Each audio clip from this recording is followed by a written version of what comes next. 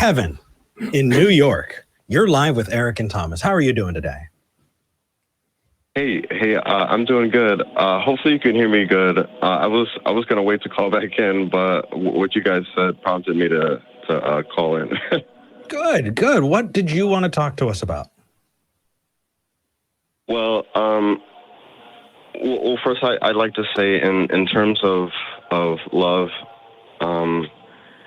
now I'm getting information from, of course, the Bible and apocryphal texts, but there is somewhere within apocryphal text where it says that I think it's a teaching of Jesus that says that there is a love that can be gained that covers the multitude of sins.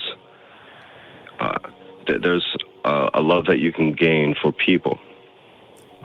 It doesn't matter who it is. Is that a prophecy, Kevin? So that's well. I'm happy to accept that. Is that what the main thing you want to talk about in this call, or were you wanting to go for prophecy and also kind of make that point? Oh yeah, I'll go for prophecy. I'm sorry, I just wanted to make that quick comment. Okay. But for prophecy, for prophecy, in the book of Enoch. Now, I know that you guys heard this a lot, huh? Oh, you said the book of Enoch? Yes.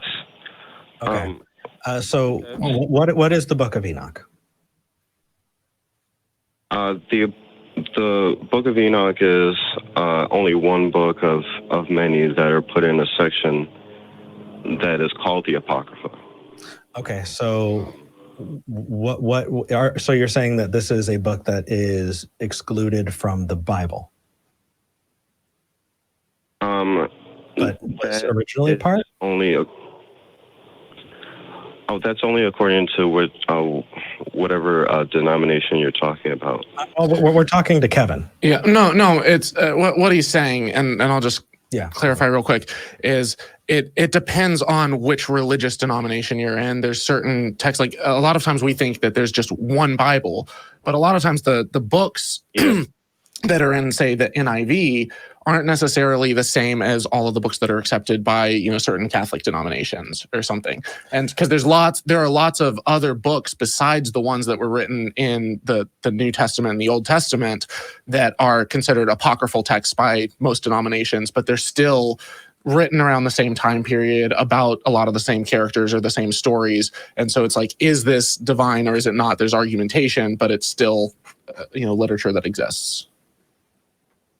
Oh, yes, that's right. But I know you guys heard this a lot, but how you've heard from Old Testament that they talk about giants. Well, they also talk about it in apocryphal books. But this is the way that the prophecy kind of works out, because whether or not these giants really existed, we can then take the context of giants and know that it represents people who gain resources and wealth so vast that there's always an underclass, a permanent underclass. How it says that they took these people for advantage and then turned power. Why do we need giants for that? Like that's kind of simple economics, unless you have complete perfect redistribution. As long as you have incentive, which money in itself and power is an incentive in and of itself, you're always going to have some people that are going to, accumulate wealth faster. Some people are going to provide benefits and they're going to grow. Some people are going to exploit and they're going to grow. But that's, you don't even need Adam Smith for that. That's interesting. It's interesting that you say that. But there are other things that tie to it, because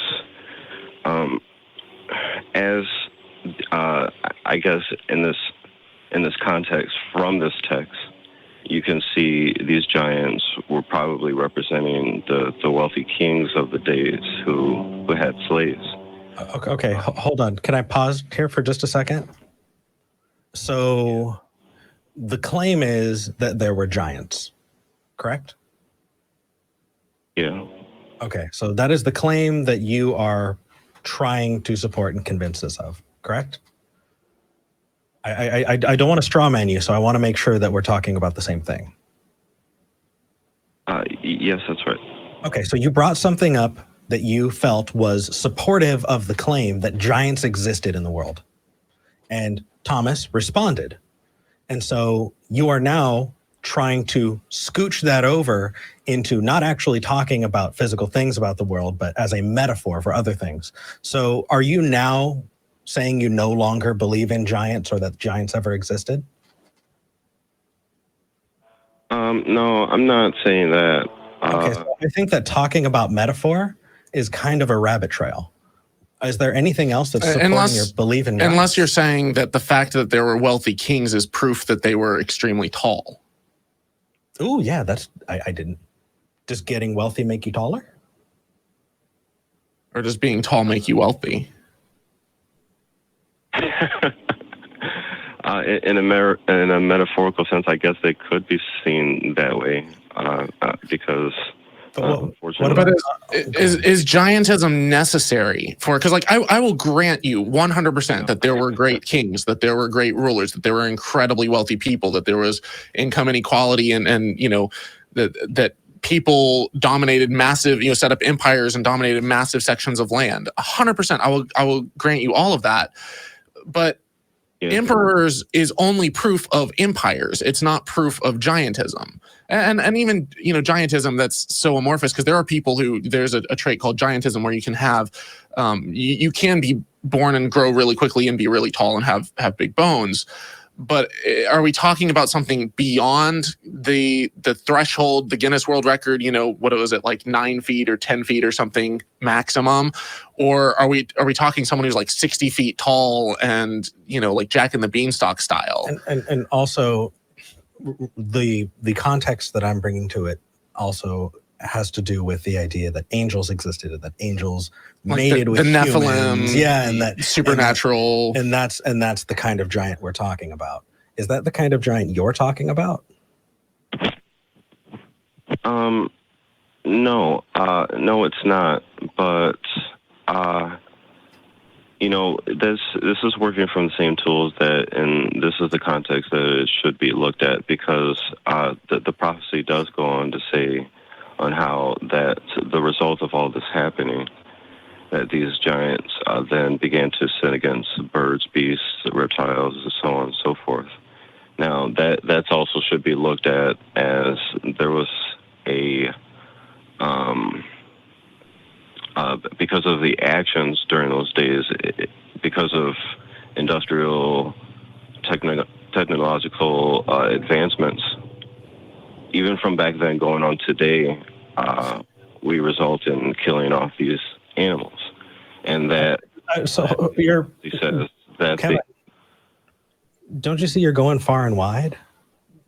You're no longer talking about the existence of giants. Now you're talking about what you think they did, when we're disagreeing with you from the outset that they ever existed in you know, a way. Well, and I still want to nail down what these giants are, because you start saying what they're going to do and what the prophecy is about and stuff, but I'm like, what are these giants? Is it just tall people? Because like I mean, I had a friend who was 6'7", and you know, and he's standing next to my friend who's 4 foot tall. He looks like an absolute giant, but he's still well within the realm of the natural world. Yeah, Thomas is tall. You know, how would you define giants, and how is it unnatural or paranormal or outside of the ordinary of how tall people get? Well, just as the Bible says, I mean, if you follow all of this in chronological order, these giants could not have, in a sense, really been giants at all. You're talking to... It referred to... Oh, go ahead. It referred to them in this way because these giants became the offspring of the devil, but it's talking about it in a spiritual sense. Okay. So they're spiritual giants. How do we test this? How do we... power, money, and status. How do we test this? What is the claim that's being put forth? That there are wealthy people, and because there's wealthy people, it's proof of giants? Because it's I mean, that's not fair to say, because there are wealthy people who, of course, do good things, but there are of course those wealthy people who only gain that wealth through the exploitation of others. But what does that have to do with being giant? See, here's the thing, Kevin. You're pointing at a book that we don't agree is true. We don't agree that the stories and the myths in there actually relate to the real world. And so when you point to them to say, here's my evidence, no. That's why we're asking you to actually engage in those concepts, because when you point back and go, well, if you follow the Bible, well, no shit. Kevin, there's something that I see a lot of people do, because I have a whole series called Nothing Fails Like Bible History, where I go and I look at the big picture and I look at the claims being put forth by, religious people and people who believe in the Bible. And then I'll look at what the archaeology, or what archaeologists are saying, what the archaeological evidence points to. And I'll say, is there something that someone is missing? Someone has to be right. Someone has to be wrong, because there's conflicting claims. What does the evidence point to? And is there contradictory evidence that contradicts something? And a lot of times you'll see the creationists, they'll put forth something like, look, the Bible talks about Egypt. We know Egypt was a real place. The Bible talks about this Pharaoh. We know he was a real person. The Bible talks about this. Therefore, the Bible is true. And I'm like, okay, Spider-Man comics talk about New York. We know New York is a real place. It talks about, maybe, some of the Marvel comics might even mention Obama. We know he was a real person. Therefore, Marvel comics are true.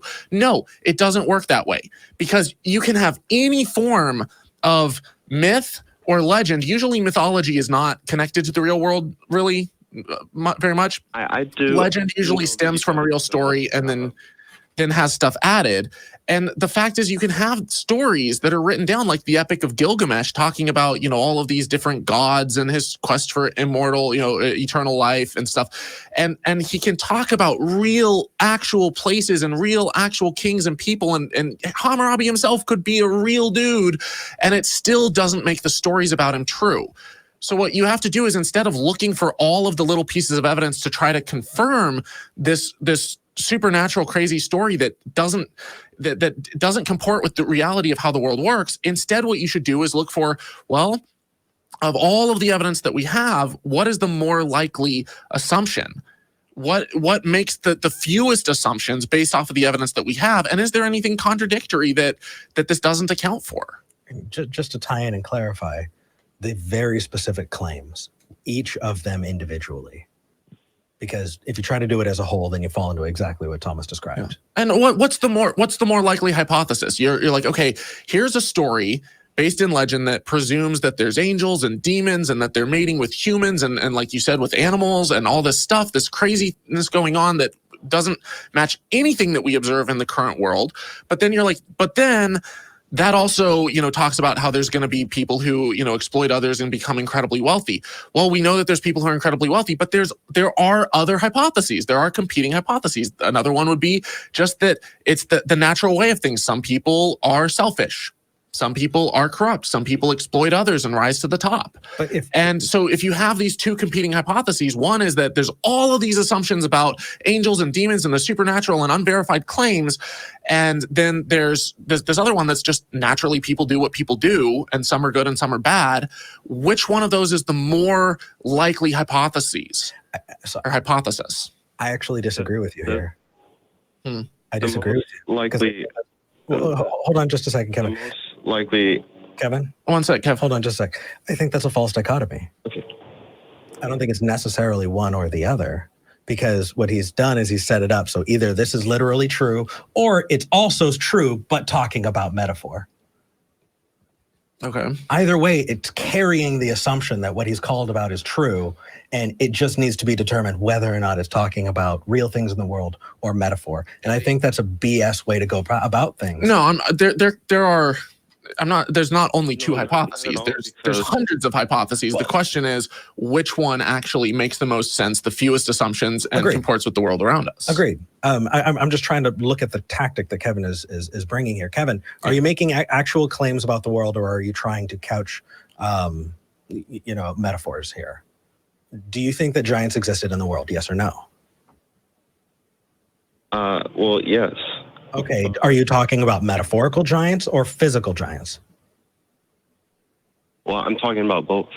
Okay. I don't care about both. I'm asking you about pick one. I really, actually, no, let's just go with the physical one, because if you want to sit here and wax philosophical about metaphors, cool, but I really think that's a waste of time. Physical giants, do you think that they existed in the world? Yes. Why? Now, because I really do believe I'm coming about this logically. But okay, so logically, show me why you think that physical giants existed in the world. Well, first, I wanted to say the reason why you don't get this argument from a lot of Christians is because it is the most likely assumption that this rose about as Kevin, preferring some counts over others. I don't care. I'm talking to you. I don't care about how special or unique you are from other Christians or from other believers or whatever. I want to know what you believe and why. So you made a claim about giants. So let's keep it on topic here and try and get away from the metaphor and get to the thing that you're saying that we actually disagree heavily on, and that is that giants existed in a way that is significant. Because if you're going to go into exactly what Thomas described of, there are some tall people sometimes, then quit wasting our time. Yes. Right? Are you following this as a supernatural claim?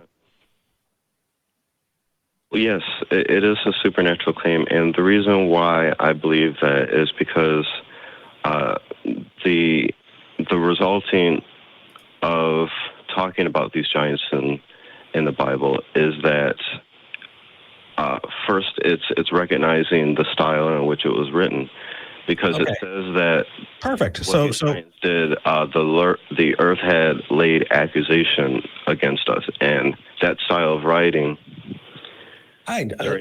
To real life today things is saying that the earth is then becoming a less hospitable place for us. Okay, so let's pause there. Let's pause there. Yeah. You're using the Bible to support your claim that physical giants existed, right? Yeah. Do you think we accept the Bible as an authority to be able to reliably come to conclusions like that? No, I don't. But so do you see how that's kind of spinning your wheels a bit? Calls that I stress in these calls that the reason why we don't have a comprehensive read of this is because a long time ago these denominations came about as a result of preferring some accounts over others, excluding some things for personal benefit for whoever thought that they had the authority to do so. Okay, so fantastic. We have now moved away from giants again. And then when I said about the Bible, you're now talking about some accounts of the Bible. What is it about your claim that is backed up? I understand why you guys don't believe in any validity of it. Okay, why do you? The validity is then returned if you add these apocryphal texts to the canon of the Old and New Testament. Kevin, it sounds like what you're doing is you're starting with this assumption that the Bible is true, and because the Bible talks about literal giants, you're like, well, there must have been literal giants. Rather than starting with the claim of, is there any evidence of literal giants? No, there's not. Maybe that's a strike against the Bible. You're starting with this assumption of truth that is not how the scientific method operates. The scientific method starts with the assumption that, okay, we don't know. Let's form a hypothesis and test it. Let's try to disprove. Let's go through and try to poke all kinds of holes and see if it stands on its own merit.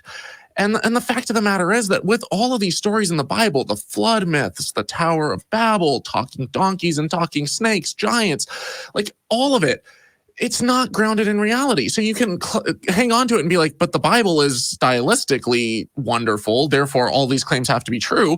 Or you can look at it and be like, the Bible's making all of these crazy claims. Why am I assuming that the Bible's true to begin with? It might be stylistically beautiful. I will grant you that there are people who wrote aspects of parts of the Bible that were very poetic. There are proverbs that are very insightful. You can take that and you can appreciate that and understand that there's also poets who write incredibly beautiful things today that are stylistically wonderful. There are futurists who make claims about the future who happen to get it right. A lot get it wrong. Statistically, some get it right. But that doesn't mean that there's some kind of like divine inspiration or infallibility, that this assumption of infallibility it's not warranted. And I just also want to, well, no, hold on. I'll give you that moment. Okay. I also want to dive in just a little bit here.